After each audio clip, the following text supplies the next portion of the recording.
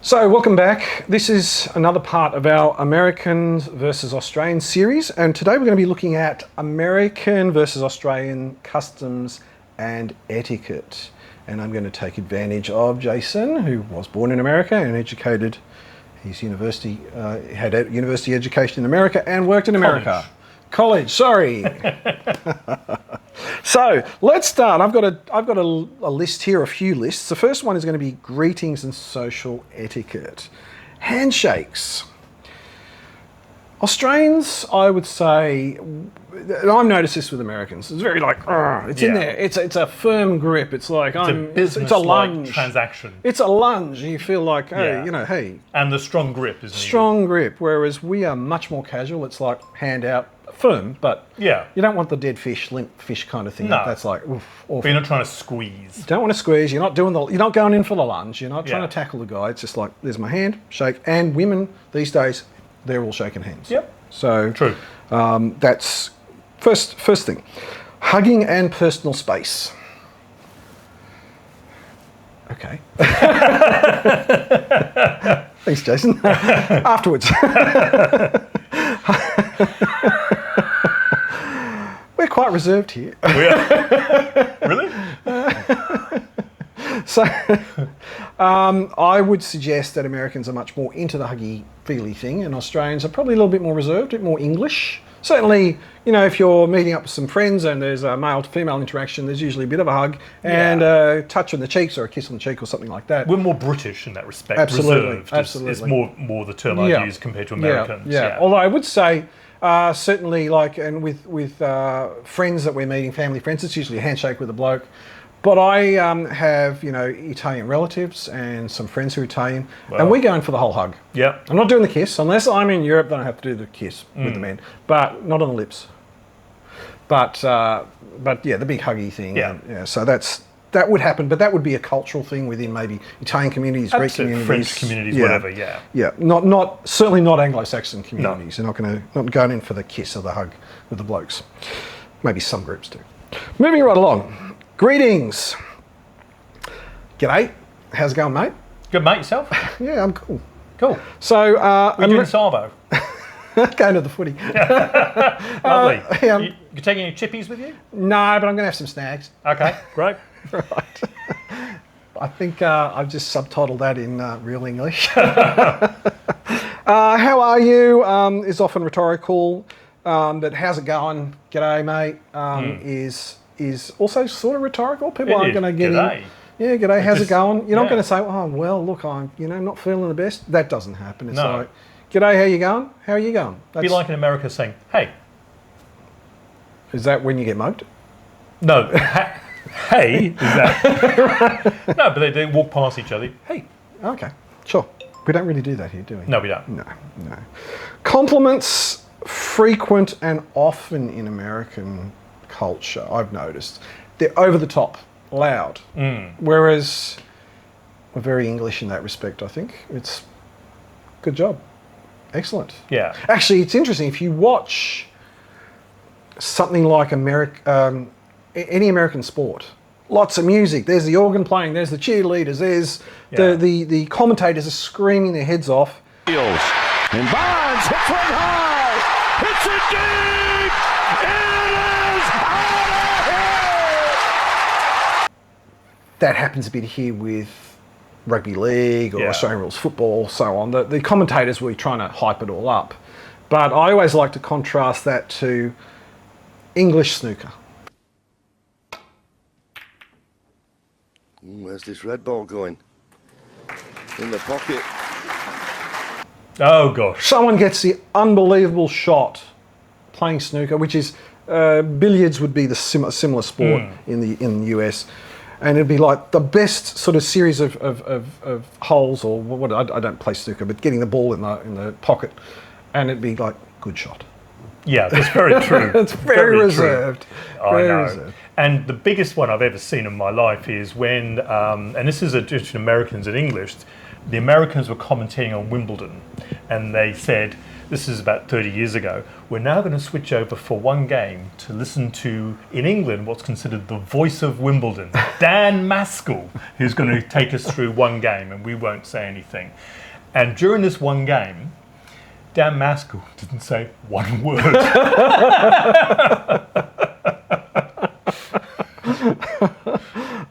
Yeah, look, so I think Australians are going to be a little bit more on the restrained side.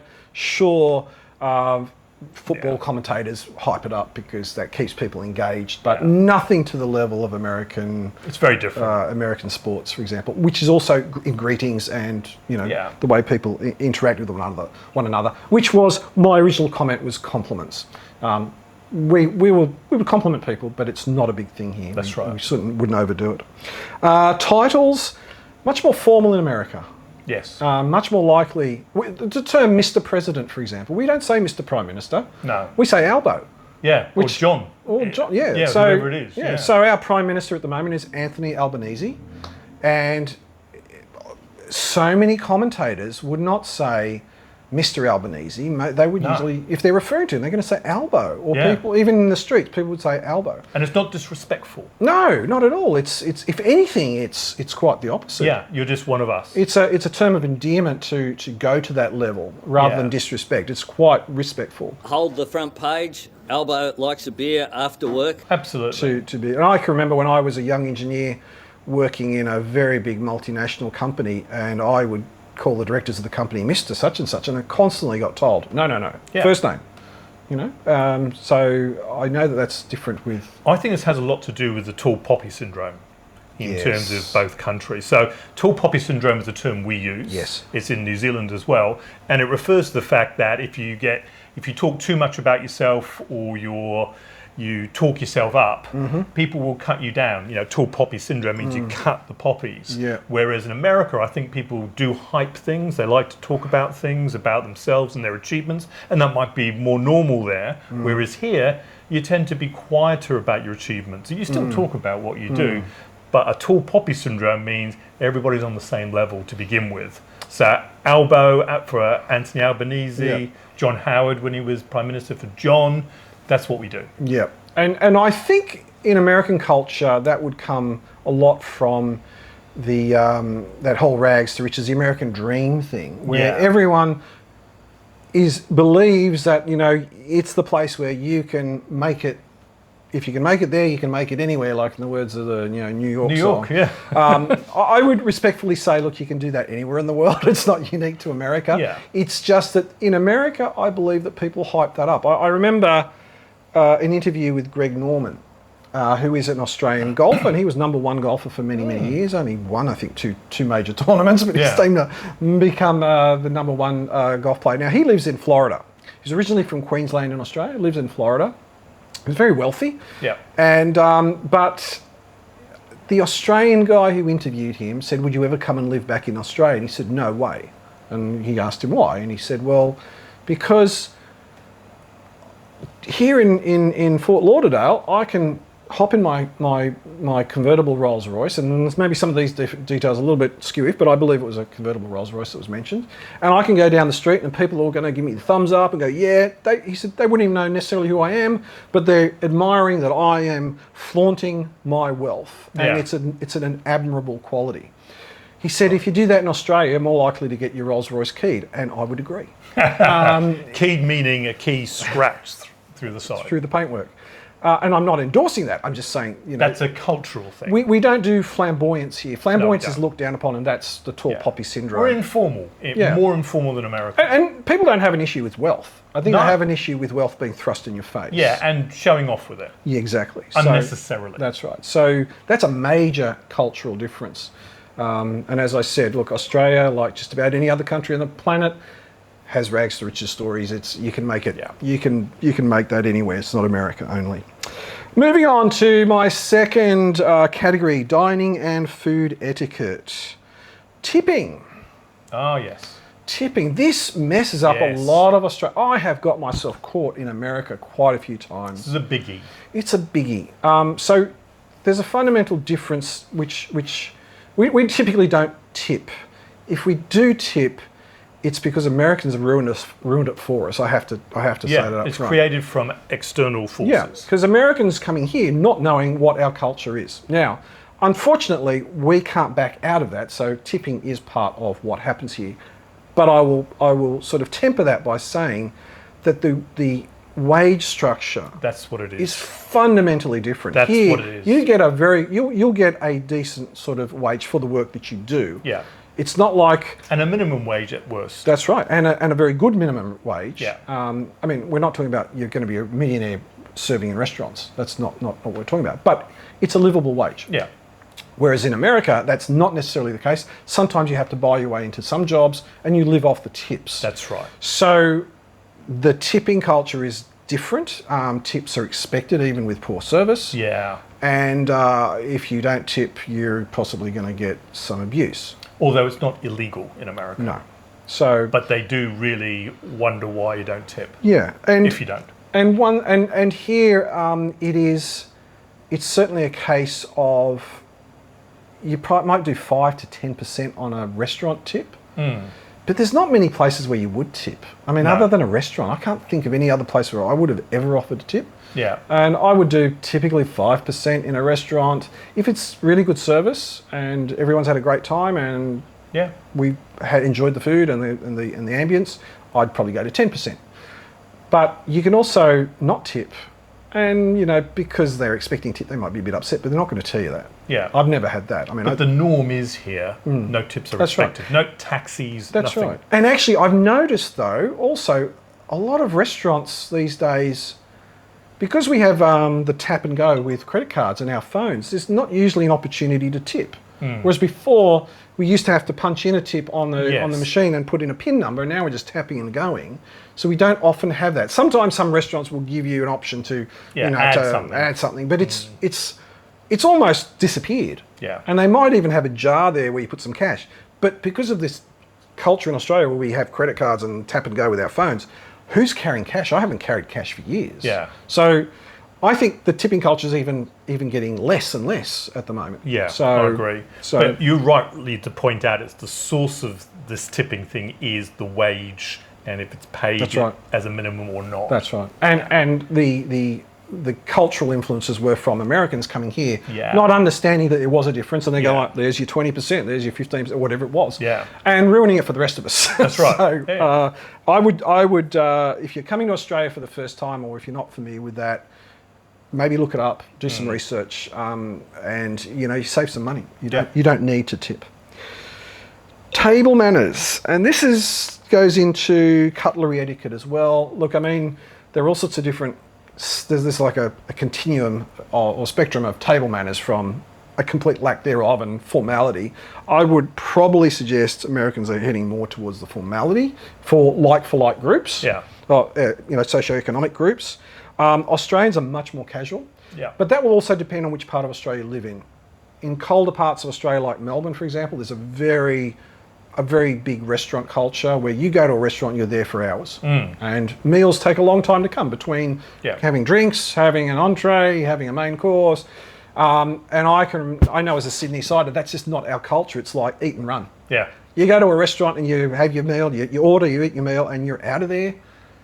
There are exceptions, of course. Yes. Very fine dining establishments are very different. But by and large, the culture is you go here for maybe drinks, you might go there to have your meal, and you go over there to have dessert, and maybe another place to just sit down and have a drink after a meal. That's really common in Sydney because it's much warmer in Sydney, so outdoors experience is much greater.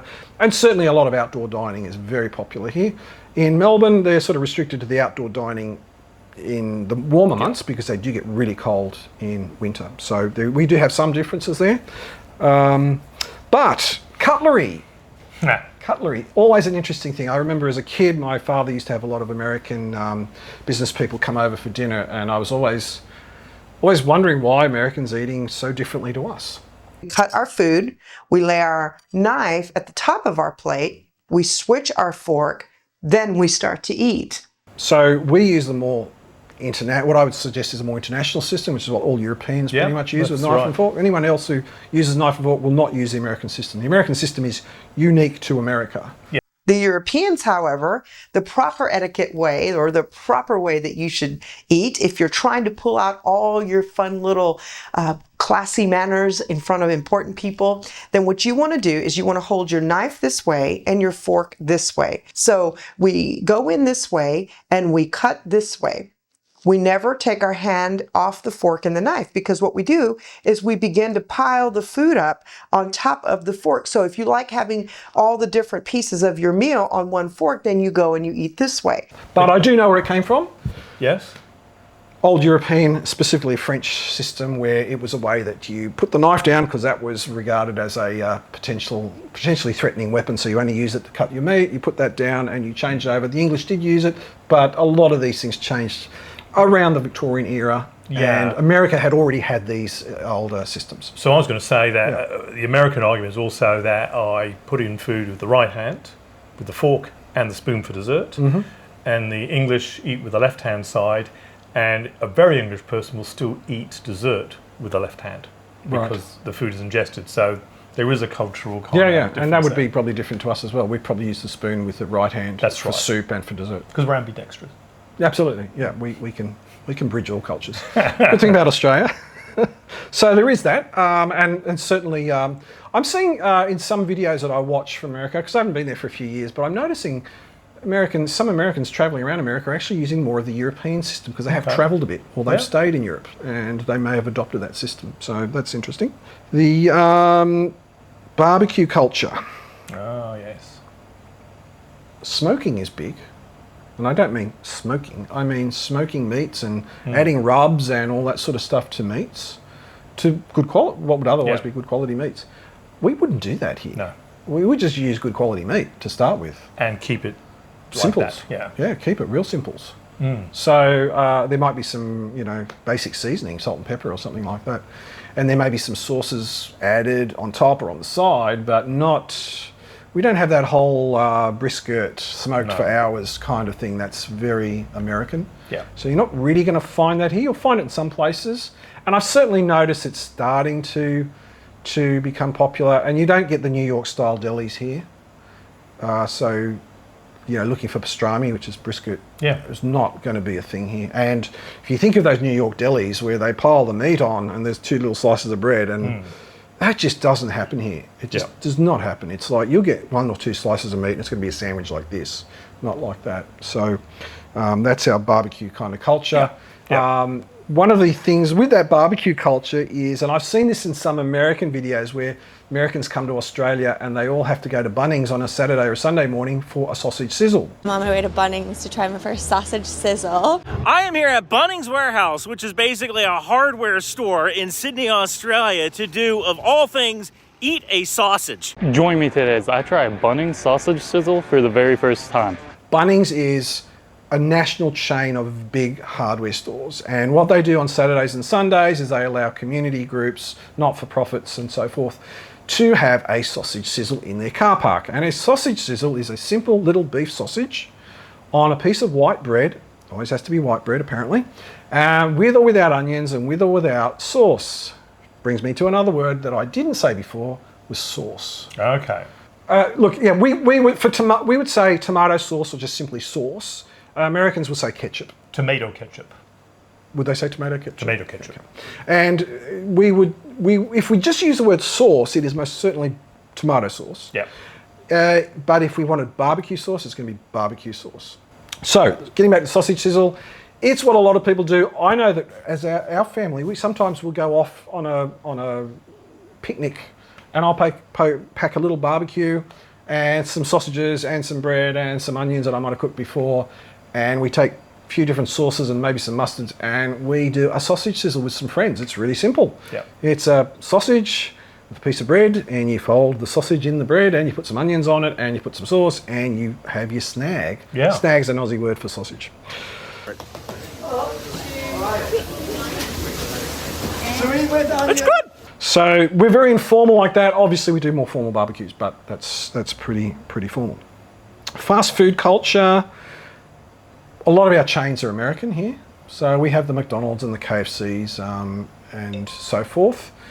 But we don't have a Burger King as a name. No, we don't. we have Hungry Jack's. Which you've never heard of if you're American. But Hungry Jack's is the Australian version of Burger King, and the story behind that is Jack Cornan, who was a Canadian who moved to Australia, who got the rights to bring Burger King to Australia many, many years ago, tried to start up Burger King, but noticed that there was someone had already registered copyright on the name Burger King in Australia, so he couldn't use it. So he'd sent back some saying to Burger King in America, we can't use it. So they actually came back and suggested a bunch of names, but Hungry Jack's was one of them, Right. referencing Jack Cornan himself.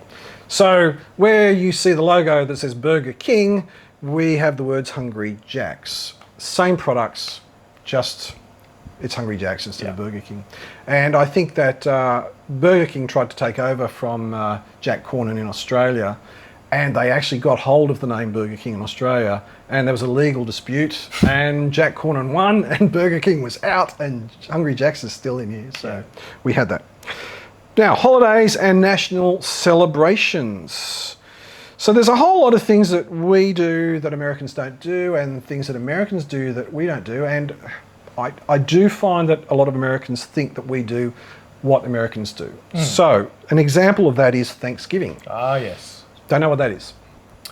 Well, Thanksgiving comes from a 1621 feast between the Pilgrims and the local Americans to be thankful for a bountiful harvest that year. Okay. And every year since, there's a Thanksgiving thing. And it's not only local produce, that's why there's turkey involved and cranberries and all this, because it's an idea that the harvest was bountiful, and we sit down to celebrate that. And that's become a national holiday. We don't have that. We don't have that. What's another one? Let me see. Independence Day, July the 4th. We don't have that. We have Australia Day. We have Australia on the 26th of January. Actually, I just said July the 4th, and then I said 26th of January. That's an interesting thing I didn't mention before, is dates. We use what you would find in Europe, pretty much. And that is a hierarchical date system, which is day, month, year. Americans don't have a hierarchical system. They'll say month, date, year. And that is definitely not hierarchical. That is around the wrong way. So we do it the other way. So if you're going, I've got in the habit, because I have dealt with a lot of American companies, I will write, let's say 26th of January, I will write 26, Jan, and then I'll spell the year, not spell the year, I'll write the year out in full, like 2025, 2025, rather than 26/01/25. I'm going to write 26 Jan 2025. So I just find that so much simpler. It gets around any complications about what date I'm referring to. So Halloween is an interesting one. It's only become a thing in Australia probably in the last 15 to 20 years. That's right, yeah. And it's really sort of big-ish now. Growing. And more mainstream now, but definitely not something that 30 years ago you would have heard about in Australia at all. No, that's right. So it's a thing. It happens. Valentine's Day is, I think, bigger in America than it is here. Yeah, it was invented in America by the Valentine card company. Yeah. So it's a thing here, but not as big as... Well, they'll recognise it. Yeah. Memorial Day or Veterans Day, we have Anzac Day. Yes. So the 25th of April every year is Anzac Day, which was the day that Australian and British forces tried to invade Gallipoli. And New Zealand. But the New Zealanders were with us. That was the us, Anzac part. Australian New Zealand Army Corps. Sorry, I was being facetious then. So the Australian New Zealanders, which is ANZAC, Australian New Zealand Army Corps, and British forces tried to invade Turkey, from Gallipoli, and that's celebrated on the 25th. So that's our big day for remembrance. Not the 11th of November, although that is kind of casually observed at 11 a.m. on the 11th of November, but it's not a holiday. The 25th of April is a holiday in Australia. We don't have as such a Memorial Day or a Veterans Day. And America doesn't celebrate the King's birthday. No, they don't. Not at all. So let's go on to language and expressions. Swearing. Don't. It's pretty common in Australian vernacular, but it can be said in jovially between friends, Or for effect. Yeah, and I'm going to use a swear word. Yes, sorry. It's the F word, but I will say it because Billy Connolly said it better than anyone. He said there is no substitute for fuck off. And especially we do follow the English or the British traditions, and it's like someone says something funny, you go, oh, fuck off. Yeah. But if you want to tell someone to leave you alone, it's fuck off. And there's no substitute for it. I have to agree with him. It's like, what do you say? Go away? I mean, leave me alone. It's not quite the same. Fuck off doesn't mean go away. Fuck off means fuck off. So Australians are going to use a lot more swear words Absolutely. through normal language than I believe Americans would typically. Yeah, absolutely. Typically. Directions. So, and traffic stuff, road terminology. American street signs are usually always written. Buttons in cars are usually written out, as opposed to the international type of symbols. Yes, that's right. Notice that. Yes. But there's a lot of other international signs that we would use. That's very true. As we walk across the road, our signs here are a green walking man or a red standing man, whereas in America it's green is walk and red is don't walk. Yeah, yeah. And we used to have that. Yeah. But we've changed over to more international because of our international travellers. Yeah. So we're trying to accommodate them as well. But Australians do travel a lot, so we're kind of used to both systems, and I think we're accommodating more of the international sort of norms. Roundabouts, I don't think Americans know what they are. There's certainly some parts of America where they have those, but you won't find them in the big cities. No. I guess what we do is just drive around this circle here. It should be the second left exit. There's the hotel. Hey, look, kids! There's Big Ben and there's Parliament. There it is, there it is, there it is. I know. I can't seem to get over to the left, honey.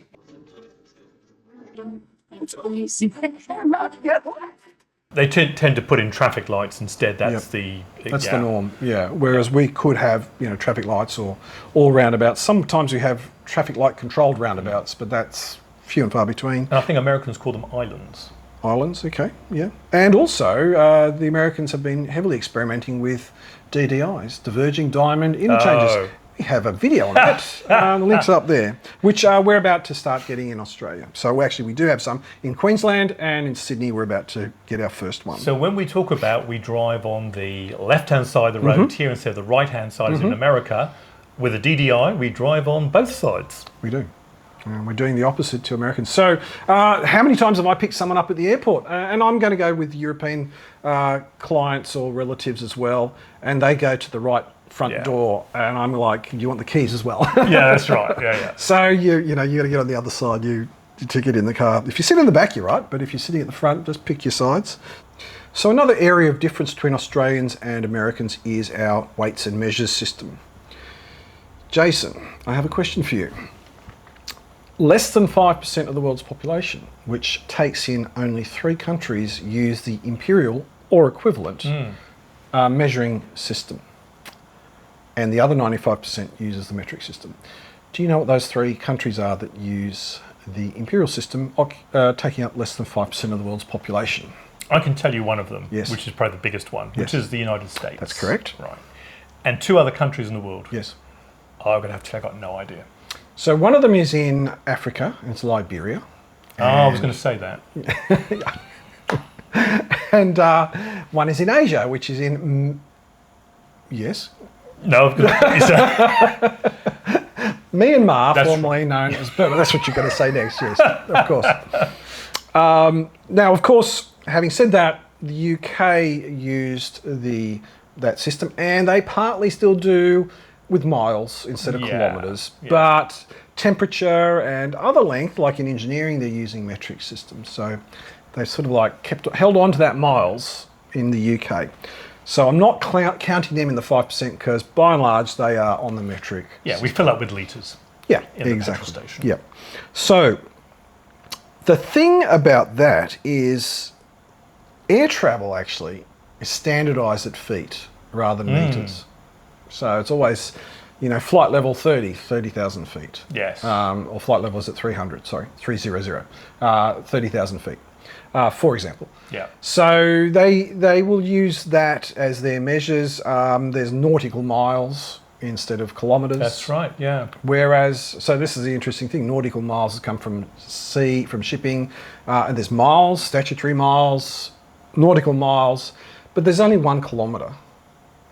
So, and kilometres are derived, you know how kilometres are derived? It's a real simple aside here. It's not something to do with the stride of a person or anything? No, that's the imperial system. Right.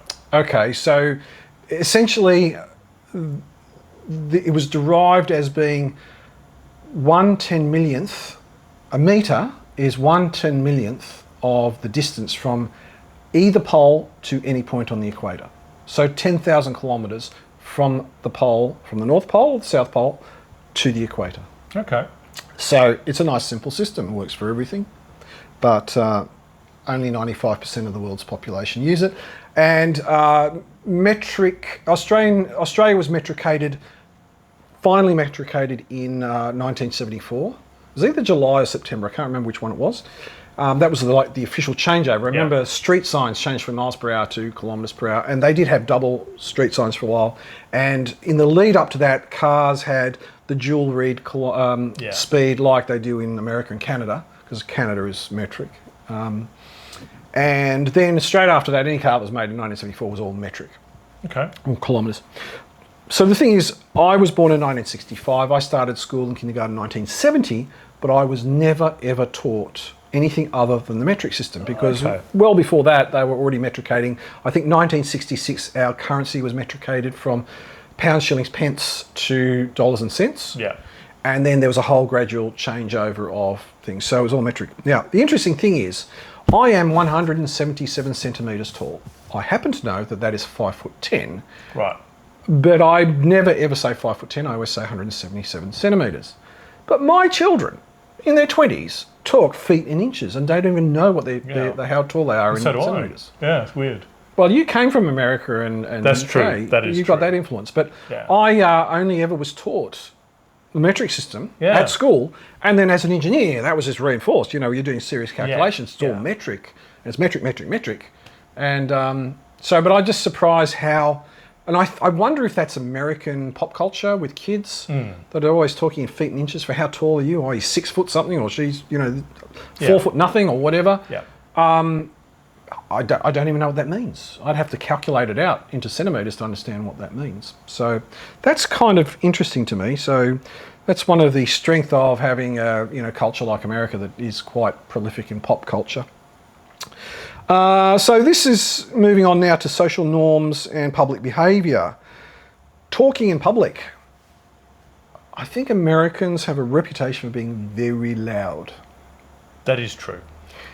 And certainly Australians are not. Drinking culture, American legal age is 21. In Australia it's 18. True. Which is probably in line with a lot of other countries. Yes. And certainly Formula One. So this weekend, just to place the timing of this video, the Las Vegas Formula One Grand Prix 2025 is happening this weekend. We're filming on a Sunday, the day that Formula One Grand Prix happens. Now there is an Italian driver in the Mercedes team whose name is Kimi Antonelli, who happens to be 18 years of age. And if he is on the podium, he cannot drink from that bottle of champagne, otherwise he's breaking the law. Whereas in Australia, that'd be quite all right. It's just very funny. It's also possible, yeah. Now, I'm not sure about Americans, but Australians have borrowed from the UK culture of kind of drinking to get drunk. I would argue that that's the case. Mm-hmm. Would you agree with that or not? I'm split on that one. Okay. Yeah. Maybe there's elements of society where that's split, but it's often seen, getting drunk and going to a pub is often seen as a rite of passage when you hit 18. Not in my household, I'm just putting that out there, but certainly amongst a lot of my Anglo-Saxon friends, I would argue that that's probably the case. And, professionals and not professionals, one lot will be drinking a lot of beer to get drunk, the other lot will be drinking a lot of expensive wine to get drunk. So it just depends, but it seems to be a rite of passage. I'm not sure whether that's what that's like in America. I think at university is when you start to break out. As you say, it's 21 for most of the states. And I think it's done by states, so some states do have different drinking one, but 21 is the norm. Mm-hmm. and they start drinking when they go to university. And I think it's a slightly different cultural thing. Okay. Small talk. Americans, big on small talk? No. Okay. Australians, what do you reckon? Yes. Yeah. Yeah, Australians will talk to anyone. Yeah. We're quite friendly. It's not uncommon that if you are a tourist here and you're looking at a map or your phone, it's not uncommon, like if you're in the city or somewhere, where an Australian will just come up to you and say, hey, can I help you? Yeah. It's That's just right. kind of normal. Yeah. I certainly have done it plenty of times. Or if in a bar, you just talk to somebody. Yeah, yeah. Doesn't matter if you know them or not. Yeah. And I don't know what it's like in America. Maybe some people can explain here, but I do ski a lot in Australia. And the moment you hop on a chairlift, by the time you get off that chairlift, 6 minutes, 10 minutes later, you know that person's the person who's next to you, you've never met before, and you wouldn't identify them because they've got goggles or glasses and hats on and whatever, but you know their whole life story. Yeah, yeah, it's true. like Very the true. moment that safety bar comes down, you are talking to those people. It's kind of just the done thing. You know? Yeah. So I don't know if that's like that on the American ski fields, but certainly like that here. Customer service. That's an interesting one, isn't it? It's very over the top in America, especially with waiters and waitresses, which I think are called servers typically in America. Yeah. Here we call them waitresses and waitresses, waiter, waitress, you know what I'm saying? You've got bus boys and stuff. Yeah, don't have all these sort of names. You know, there's people who open the door at hotels and people who, you know, concierge staff and other people who move cars and whatever. I've never heard the term busboy in Australia. Yeah. That doesn't mean it's not used, because most of the big hotels are American here, so I'm sure they have names for these positions. Yeah. But in Australian vernacular, it's not, you know, if you said busboy, I actually don't know what a busboy is. Right. So, do you? Somebody who serves the table with certain... Oh, okay. Yeah. There we go. So I didn't know that. But I think it's also more invasive at for waiters and waitresses, servers at tables. Whereas here, I think this is going back to what we talked about before, the tipping culture. Yeah. I don't think they're trying to work for a tip. So they're going to be less invasive. They'll bring the food to the table. They're not going to say, how was your day? And try and get involved in the conversation. Tell you their name. Tell you their name. It's not, I don't think I ever hear someone's name. Yeah. And the phrase, I'll be your server this evening. Yeah. I've never heard anything like that in Australia. I've heard it plenty of times in America. So they'll come, take your order, get in, do their thing, bring you the whatever it is that you're after, bring you the bill when you want the bill, sort of stay out of it. They don't really want to be your friend, and not to say they're not friendly. Yeah. I mean, some of them can be not friendly, of course. Yeah. So that's one of those things. Now, in terms of social norms and public behaviour, we've already talked about the tall poppy syndrome. You mentioned something before, mateship. Yes, mateship. That's right. So, for a start, where does the word come from? It's in the Finding Nemo film. Mate. So the Americans do know we say mate, but mate's a term like buddy in America, right? But it extends beyond that. So when we talk about relationships with people, or business relationships or personal relationships, we like to get to know someone. So if we're going to do business with them, we want to actually know them and establish a rapport with them, and actually understand that they're a good person or they've got good values, whatever. And I think in America, in terms of that relationship building, it's more about, well, I want to get business done, so I'm willing to look at the bottom line and stuff, and I'm less concerned with what kind of person you are or establishing rapport. Well, that famous saying, what do you bring to the table? What do you bring to the table? Yes. That's right. Never heard that in Australia. Yeah. So I get the impression when we talk about relationships and things that, Americans are more into specifics around dealings and stuff, although of course there is social interaction. Sure. And we're more into getting to know someone. I once heard somebody describe Australian business methods as being like a Sunday afternoon barbecue. Yeah. Sort of business practices. It's very informal. It is, but it's still steely business behind it, but the approach to it is very different. Absolutely. Yeah, absolutely. And I have, I can remember a client of mine had come out to run an Australian division of a very big American company. And he just did not understand Australian culture and thought we were all lazy. And he was quite happy to say it. I was amazed. He was quite derogatory about us. What it was he just wasn't willing to accept that people were different. Yeah. And we are different to Americans. We are not the same as Americans. And Americans are not the same as us. And I think that's what I've noticed when Americans do come here in particular, or the way Americans treat me when I'm in America, is they think we're just the same as them. We know what a First Amendment right is or a Second Amendment right is. Like, well, I don't know what that is. Well, actually, I do. But it doesn't apply to us. So there's a lot of that assuming that everybody knows what is happening in America applies here, and it clearly doesn't. There's often that. We've talked about tall poppy syndrome. Gun culture is an interesting one. Yes. Yeah. It just doesn't exist here. No. You know, you don't hear of people wanting self-protection for home. We call the police if we have a problem. Yeah. And they have the guns. Yeah. We don't put forward the right to bear arms. No, it's not in our... As a given right. That's right. It's not in our constitution at all. I mean, to have a handgun in Australia is very, very, very, very, very difficult. Yeah. For an individual to have a handgun is just unheard of. Yeah. Assault rifles were outlawed in 1996, I think, with Port Arthur. We certainly don't have mass shootings, anything like America has. Not to say that they haven't happened. They certainly have. It happens all over the world. But the rate of firearm-related deaths, accidents with firearms or whatever, police using firearms, much lower than in America. And this whole concept of right to bear arms, like Jason said, just does not exist. Not to say that guns don't exist. People do have them. There are collectors. There are people who are gun enthusiasts who go to rifle ranges.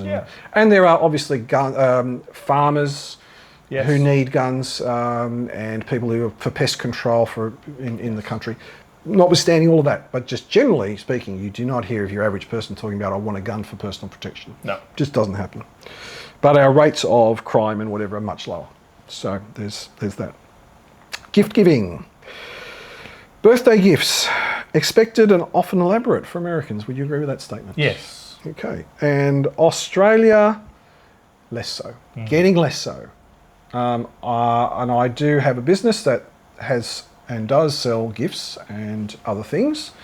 And since the GFC, that far back, people's attitudes in Australia have changed completely. Yes. When it comes to gift giving, and that includes Christmas. Of course, around that time, internet sales took off, so there's been a changeover in that direction, but I think people these days are really small on the gift giving. Yeah. It's pretty token. It's more a case of getting together with people for Christmas, birthdays or whatever, rather than handing over big elaborate gifts. And when it comes to wedding gifts, what would Americans do you think? And if you don't agree with any of this, please just write in the comments. Because I think there are different norms in different parts. There's a list, isn't there, that people get given and they put on registries. Yeah. Yeah. And that was certainly a big thing. That was a thing that was starting in Australia when I got married, which is about 34 years ago. And that worked well for us. You know, we got what we needed because we put down what we needed and specifically the types of things we wanted and needed. And that worked well. And I think there was a range of pricing and people could do whatever they felt was appropriate. But I'm finding these days it's all about money. Yeah, okay. Hand money over. I don't know what it's like in America. Give us a sort of bell in the comments down below. Tell us what your experiences are with gift giving, especially Christmas and birthdays and weddings and so forth. Housewarming, not a big thing here. Not a big thing. It happens. No. But I can't remember the last time I actually went to a housewarming party. Yeah. 20 years ago maybe. Yeah. And how many I went to in total? 2, 3. And baby reveals. What's that? Exactly. That tells you what's going on in Australia. It doesn't happen here. Oh, okay, it probably does happen here, but it's not really a thing. Careful. Ah! Oh, you got it! 3. Whoa! 2, 1. What is it, a white baby? We don't do that here. That's, well, I'm sure some people do, so we always get comments. Every time I say we don't, some people say we do. It's not common.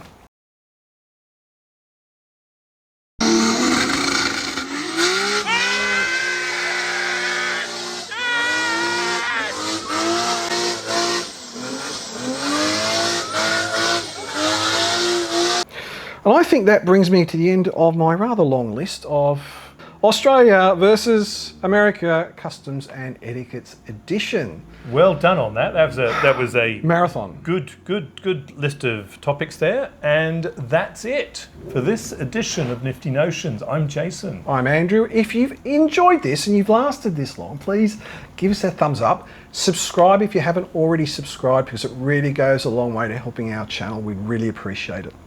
We'll catch you next time.